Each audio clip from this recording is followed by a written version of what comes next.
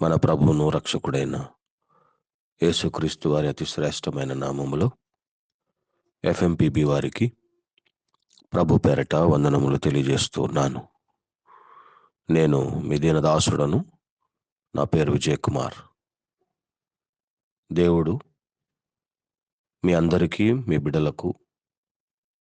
బిడ్డల యొక్క బిడ్డలకు సంవత్సరాంతపు దీవెనలు అనుగ్రహించునుగాక.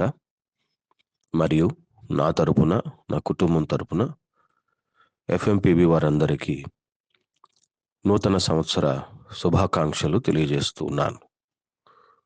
ప్రియులారా, నేడు మన ధ్యానాంశము మత్తయి సువార్త 5వ అధ్యాయము 17వ వచనం.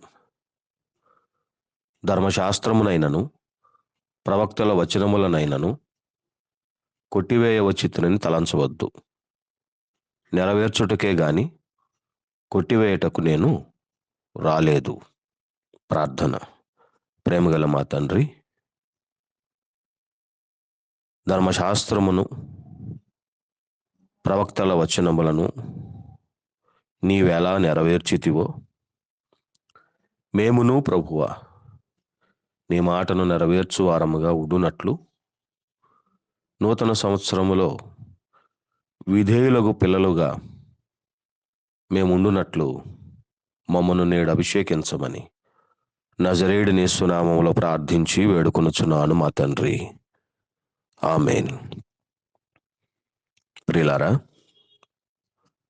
కొండ మీద ప్రసంగము మత్తయి సువార్త 5, 6, 7 అధ్యాయాలు. 5వ అధ్యాయంలో 17వ వచనంతో యేసు చేసిన కొండ మీద ప్రసంగంలో ఒక మలుపుకు మనం చేరాము. కొండ మీద ప్రసంగానికి 5వ అధ్యాయం 17వ వచనం ఒక ప్రధానమైన మలుపు. ఎందుకంటే ఇక్కడతో యేసయ్య తన ప్రసంగ ధోరణి మార్చారు. ఇప్పటి వరకు అనగా పై 16 వచనాలు ప్రభు తాను స్థాపింపబోయే పరలోక రాజ్యపు రాజ్యాంగాన్ని ఆయన ఉదాహరిస్తూ ఒక్కొక్కటిగా ప్రకటిస్తూ వచ్చారు. కానీ ఇక మీదట ఇశ్రాయేలీల ధర్మశాస్త్రము, దాని యొక్క వివరాలు, అందులో ఉన్న ఆజ్ఞలు వివరించడం ప్రారంభించారు. ఎందుకు యేసయ్య తాను స్థాపింపబోయే క్రొత్త నిబంధన పరలోక రాజ్యాన్ని వివరిస్తున్నప్పుడు పాత నిబంధన చట్టాన్ని ప్రభు ఎందుకు ఇక్కడ ఎత్తి చూపుతున్నారు? మత్తయి సువార్త 5వ అధ్యాయం మనము ఇదివరకే ఓ విధంగా విభజించుకున్నాం. ధన్యతలు 8 అని చెప్పుకున్నాం. తరువాత ఉపమానాలు 4 అని చెప్పుకున్నాం. 8 ధన్యతలు, 4 ఉపమానాలైన తరువాత 17, 18, 19, 20 వచనాలు. ఈ 4 వచనాలులో యేసయ్య 4 సత్యాలు ప్రకటిస్తూ ఉన్నారు. దీనితో ఎన్నయ్యాయి? 8 ధన్యతలు, 4 ఉపమానాలు, 4 సత్యాలు. అలాగే బైబిల్ గ్రంథం మీ ఎదుట ఉన్నట్లయితే మీరు గమనించగలరు. మత్తయి సువార్త 5వ అధ్యాయం 21వ వచనం నుండి 48వ వచనం వరకు యేసయ్య ధర్మశాస్త్రంలో నుండి సుమారు 6 ఆజ్ఞలను ప్రత్యేకించి ఎత్తి చూపుతూ ఉన్నారు. ఈ విధంగా మత్తయి సువార్త 5వ అధ్యాయంలో భాగాలు ఇన్నున్నాయి. 8 ధన్యతలు, 4 ఉపమానాలు, 4 సత్యాలు, 6 ఆజ్ఞలు. ఇలా మొత్తం కలిపితే యేసయ్య చేసిన ఈ ప్రసంగంలో 5వ అధ్యాయంలో 22 అంశాలు మనం ధ్యానించబోతూ ఉన్నాం. అందులో ఇదివరకే మనము 8 ధన్యతలు, 4 ఉపమానాలు ధ్యానించి ముగించాం. అవి 12 అంశాలయ్యాయి. ఇప్పుడు మనం 13వ అంశం 17వ వచనం 4 సత్యాల్లో మొదటి సత్యాన్ని ఈవేళ మనం ధ్యానించబోతూ ఉన్నాం. ఈ 4 సత్యాలు ఏమనగా 17వ వచనం, ధర్మశాస్త్రమును కొట్టివేయ రాలేదు గాని నెరవేర్చవచ్చితిని. అది మొదటి సత్యం. రెండవ సత్యం 18వ వచనం, సృష్టి గతించినను ఆజ్ఞ నెరవేరును. మూడవ సత్యం 19వ వచనం, పరలోక రాజ్యంలో ఎవడు గొప్పవాడు, ఎవడు అల్పుడు. 20వ వచనంలో 4వ సత్యం, క్రైస్తవుల నీతి యూదుల నీతికి మించాలి.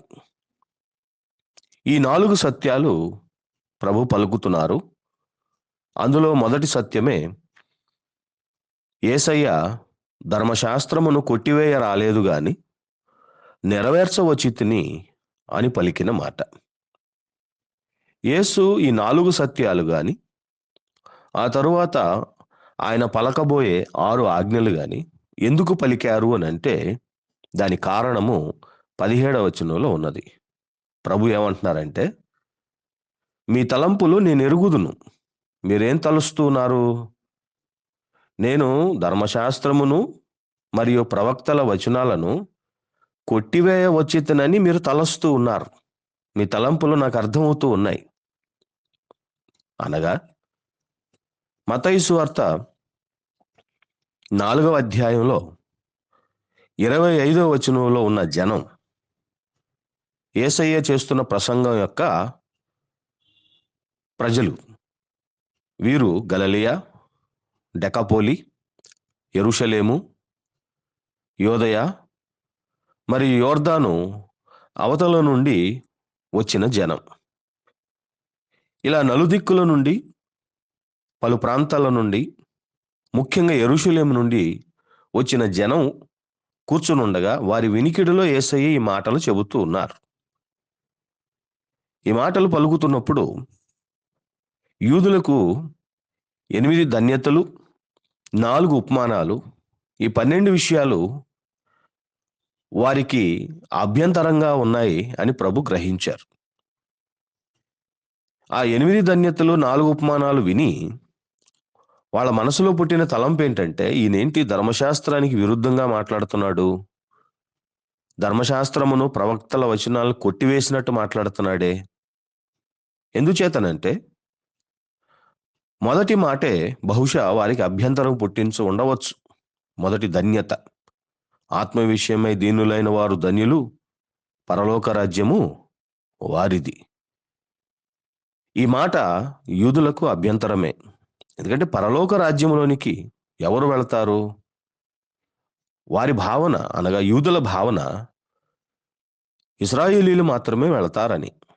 నిబంధన జనం, పాత నిబంధన జనం, సున్నతి పొందిన వారు, ధర్మశాస్త్ర నిబంధనలు, వాగ్దానాలు, ప్రవక్తల వచనాలు కలవారే పరలోక రాజ్యానికి వెళతారు అని వారి భావన. యేసయ్య ఏమంటున్నారు? సున్నతి కాదు, నిబంధన కాదు, ధర్మశాస్త్రం కాదు, ఆత్మలో దీనంగా ఉంటే చాలు, పరలోక రాజ్యం వారిది అనేసరికి యూదులకు ఈ మాట అభ్యంతరమే.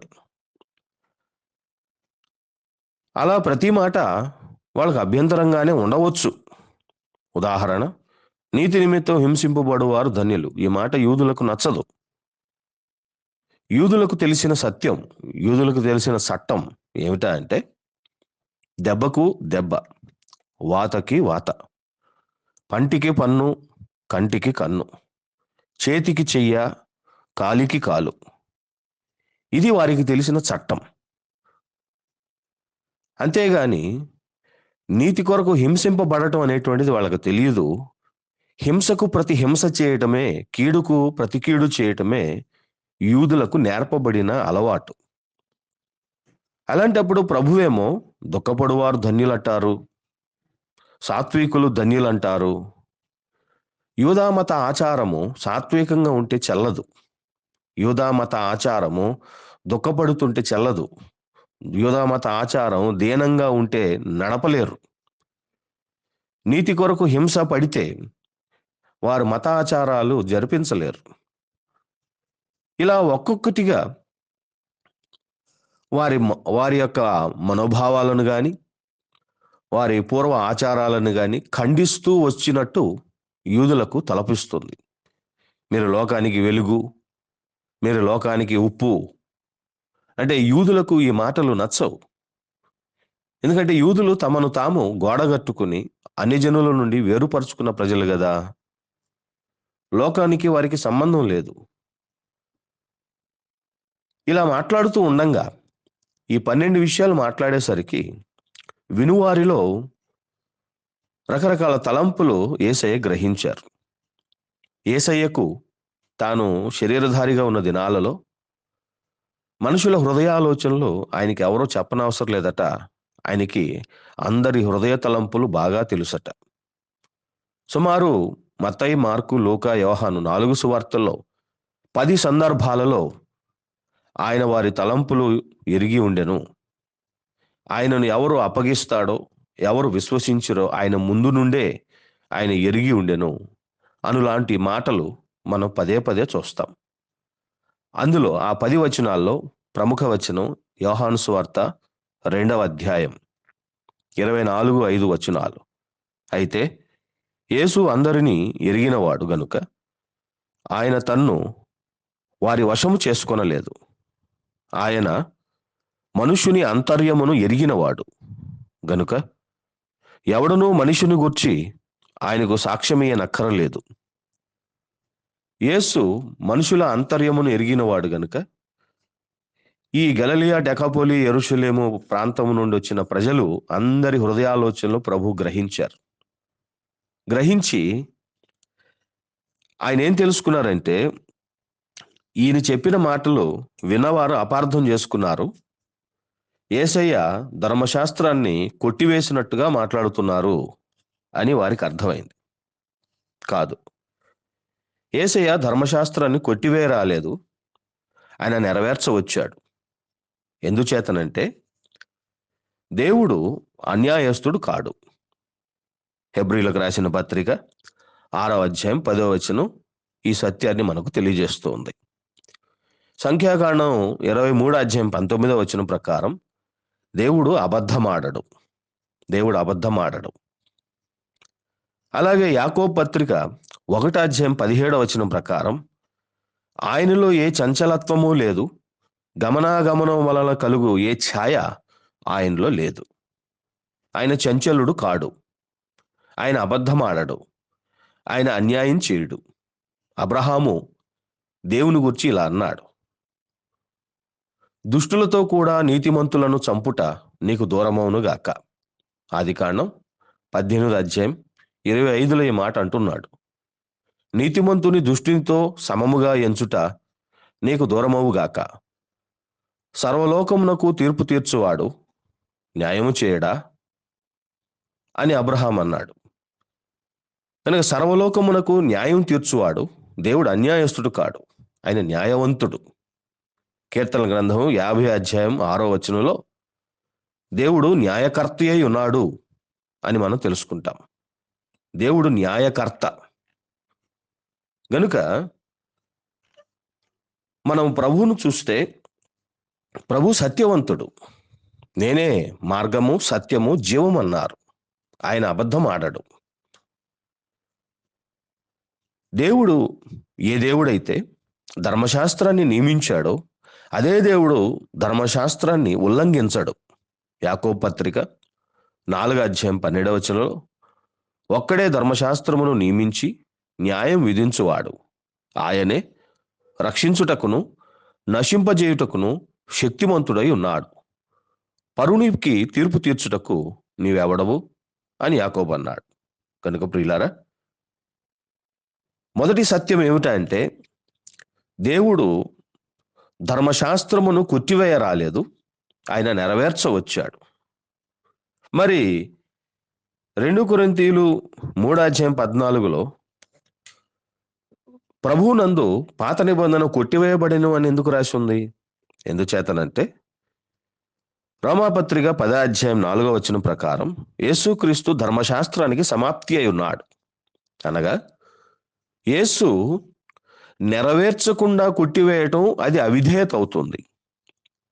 ధర్మశాస్త్రం అనేది ఒకసారి నెరవేర్చబడిన తరువాత అది ఇక నిరర్ధకం అవుతుంది. ఎందుకంటే అది నెరవేరిపోయింది. ఆజ్ఞ నెరవేరిపోయిన తరువాత అది చెల్లిపోయినట్టు. కనుక ప్రభువు నెరవేర్చకుండా కొట్టివేస్తే అన్యాయస్తుడవుతాడు, నెరవేర్చి కొట్టివేస్తే న్యాయస్తుడవుతాడు.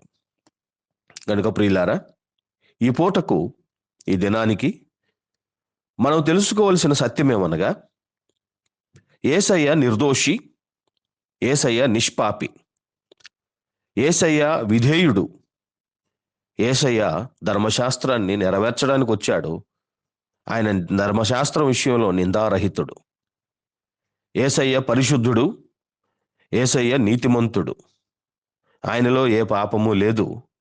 ఆయన ధర్మశాస్త్రము యూదులు అనుకున్నట్టు కొట్టివేయటానికి రాలేదు, నెరవేర్చడానికి వచ్చాడు. నెరవేర్చి మనలను రక్షించాడు. అనగా దేవుడు నరుని రక్షించడానికి పాపము చేయడు. దేవుడు నరుని రక్షించడానికి అవిధేయుడు అవడు.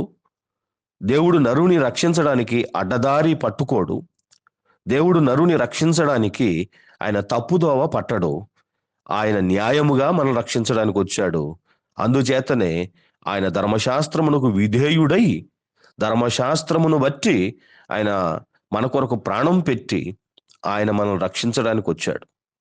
కనుక యూదుల వలె మనము కూడా ఏనాడు యేసుని గురించి అలా తలంచక ఆయన ధర్మశాస్త్రాన్ని నెరవేర్చడానికే వచ్చాడని గ్రహించి మనమును మన పిల్లలము అట్టి విధేయత కలిగి ప్రభు వచ్చు వరకు కొనసాగునట్లు దేవుడు మనందరికీ సహాయము చేయనుగాక. ఆమేన్.